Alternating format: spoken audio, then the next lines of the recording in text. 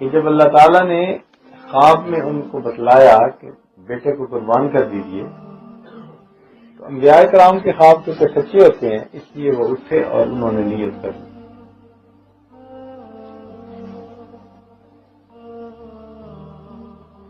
اہلیہ کو کہا کہ بچے کو بھی تیار کر دو، آج جانا ہے کسی بڑے کی ملاقات کے لیے۔ تو بیوی نے بھی بیٹے کو تیار کر دیا، چل پڑے، چلتے ہوئے چھری بھی لے لی۔ اب بیوی کے ذہن میں بھی یہ ہے کہ کسی بڑے سے ملاقات کرنی ہے، بچے کے ذہن میں بھی یہ ہے کہ کسی بڑے سے ملاقات کرنی ہے۔ حقیقت حال پوری پتہ نہیں کسی کو۔ جب چل پڑے تو پیچھے شیطان بیوی حاجرہ کے پاس آیا اور کہنے لگا تجھے پتہ ہے کیا ہونے والا ہے؟ اس نے کہا نہیں۔ کہنے لگا تیرا خامد بیٹے کو ذبح کرنے لے کے جا رہا ہے۔ اس نے کہا تیری مت ماری گئی بوڑھے، کبھی کوئی باپ بھی بیٹے کو ذبح کرتا ہے؟ کہنے لگا اللہ کا حکم ہے۔ جیسے ہی انہوں نے سنا تو فرمانے لگی اگر اللہ کا حکم ہے تو میں اللہ کے حکم سے راضی ہوں۔ تو جب اس نے دیکھا کہ یہاں تو دال نہ گلی، حضرت اسماعیل علیہ السلام کے پاس آیا، کہنے لگے آپ کو پتہ ہے کہ آپ کے ابو کہاں لے کے جا رہے ہیں؟ کہا کسی بڑے سے ملاقات کے لیے۔ کہنے لگے کوئی نہیں، تمہیں ذبح کرنے کے لیے جا رہے ہیں۔ اس نے کہا بوڑھے تجھے حیا نہیں آتی، شرم نہیں آتی کہ تو ایسی بات کر رہا ہے؟ کیا کوئی والد بھی اپنے بیٹے کو ذبح کر سکتا ہے؟ اس نے کہا ہم اللہ کا حکم ہے۔ تو بچہ کہنے لگا اگر اللہ کا حکم ہے تو میں کچھ دیر بعد قربان ہونے کی بجائے ابھی قربان ہونے کے لیے تیار ہوں، میرے رب کا حکم یہ ہو۔ جب یہ بھی داؤ نہ چلا تو پھر سیدنا ابراہیم خلیل اللہ کے پاس آیا، کہنے لگا جی کہ میں آپ کو ایک مشورہ دوں کہ بیٹے کو آپ ذبح نہ کریں، ذبح میں کر کے رہوں گا۔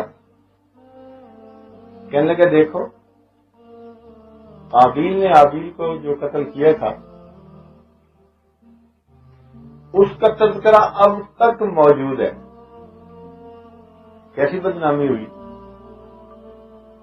کہ اللہ تعالیٰ نے اس کے گناہ کا تذکرہ آنے والے لوگوں میں بھی جاری کر دیا۔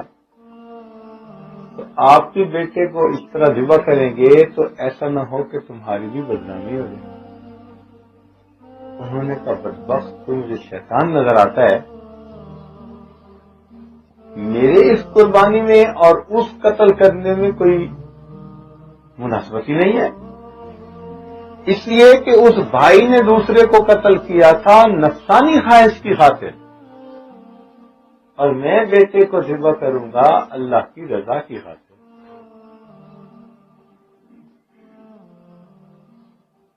جب دیکھا کہ دال نہیں گلی تو راستہ روک کے بیٹھ گیا، میں نہیں جانے دیتا۔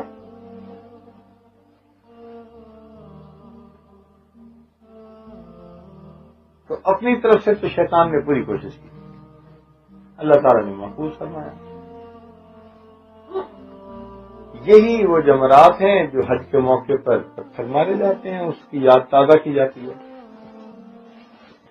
اب آگے جب ذرا کھلی سی جگہ آئی نا تو بیٹے نے پوچھا ابو آپ کہہ رہے تھے کسی بڑے سے ملاقات کے لیے جانا ہے، تو کہاں جانا ہے؟ اب سیدنا ابراہیم خلیل اللہ نے ان کو فرمایا کہ بیٹے انی ارا فی المنام انی اذبحک فانظر ماذا تری، میں نے خواب دیکھا ہے کہ تمہیں ذبح کر رہا ہوں، بتاؤ بیٹے کہ تمہاری رائے کیا ہے؟ تو مفترین نے یہاں نقطہ لکھا کہ یہ نہیں پوچھا کہ بھئی اگر تم راضی ہو تو تمہیں ذبح کر دوں، نہیں راضی تو کچھ نہ کروں، نہیں۔ پوچھنے کا مقصد یہ تھا کہ بیٹے تجھے ذبح کرنا ہے، اگر تو تیار ہے تو تیرے ساتھ ماننے والوں جیسا سلوک کروں گا، اگر تیار نہیں تو نہ ماننے والوں جیسا سلوک کروں گا، میں نے تجھے اللہ کے نام پہ ذبح ضرور کرنا ہے۔ اور بیٹا بھی ایسا، سبحان اللہ، کہنے لگا یا ابت افعل ما تؤمر، ابا جان جو آپ کو حکم ہوا آپ کر گزریے، ستجدنی انشاءاللہ من الصابرین، آپ انشاءاللہ مجھے صبر کرنے والوں میں سے پائیں گے۔ سبحان اللہ، ایسے بیٹے اللہ ہر ایک کو عطا فرمائے۔ اب جب باپ نے بھی ٹھان لی، بیٹے نے بھی ہاں کر دی، فلما اسلما، جب دونوں نے یہ بات طے کر لی، دونوں متفق ہو گئے، دونوں تل گئے، باپ ذبح کرنے کے لیے اور بیٹا ذبح ہونے کے لیے، اللہ فَتَلَّهُ الْجَبِينَ، حضرت ابراہیم علیہ السلام نے اپنے بیٹے کو جبین کے بل لٹا دیا۔ جبین کہتے ہیں یہ جو سائڈ ہوتی ہے نا پیشانی کے ساتھ، سیدھی جگہ کو جبہہ کہتے ہیں اور ان دونوں چیزوں کو جبینان کہتے ہیں۔ انہوں نے لٹا لیا، جیسے بکرے کو ایک سائڈ پہ لٹا دیتے ہیں۔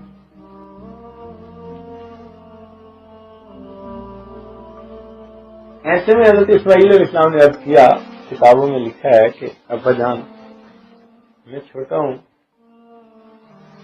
جب آپ مجھے ذبح کرنے لگیں گے تو ایسا نہ ہو کہ میں اس وقت تڑپنے لگوں، تو آپ مجھے باندھ دیجیے۔ حضرت ابراہیم علیہ السلام کے ہاتھ میں رسی تھی، آپ نے اس کو باندھ دیا۔ جب باندھ دیا تو اس وقت بچے نے ایک بات اور کی، کہنے لگا ابا جان میری خواہش ہے کہ جب آپ مجھے ذبح کر لیں تو میرے کپڑے لے جا کے میری والدہ کو دکھا ضرور دینا، تاکہ میری امی کو پتہ چل جائے کہ میرا بیٹا اللہ کے نام پہ قربان آ گیا۔ اللہ سیدنا ابراہیم علیہ السلام نے اپنی بھی آنکھوں میں پٹی باندھ لی کہ ایسا نہ ہو کہ میں بچے کو دیکھوں تو میرے اپنے ہاتھ کے اندر کوئی سستی رہ جائے۔ آنکھوں کو بند کر لیا، بیٹے کو لٹا لیا، اپنی طرف سے بیٹے کو قربان کیا۔ آنکھ کھولی تو اللہ نے بیٹے کی جگہ مینڈا وہاں رکھا، قربانی قبول ہو گئی۔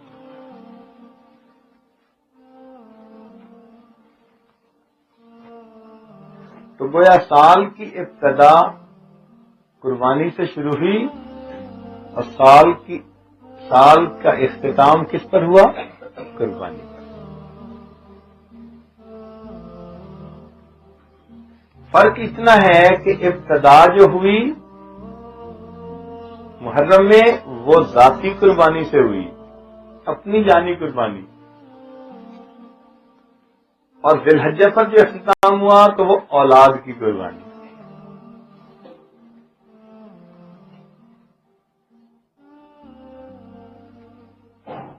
گویا اس زندگی میں مومن کی ابتدا بھی قربانی اور مومن کی انتہا بھی قربانی۔ خواہشات کی قربانی دیں، دین کی خاطر اپنی ضروریات کی قربانی دیں، اپنی جان، اپنا مال، ہر چیز کی قربانی اللہ کی رضا کے لیے پیش کریں۔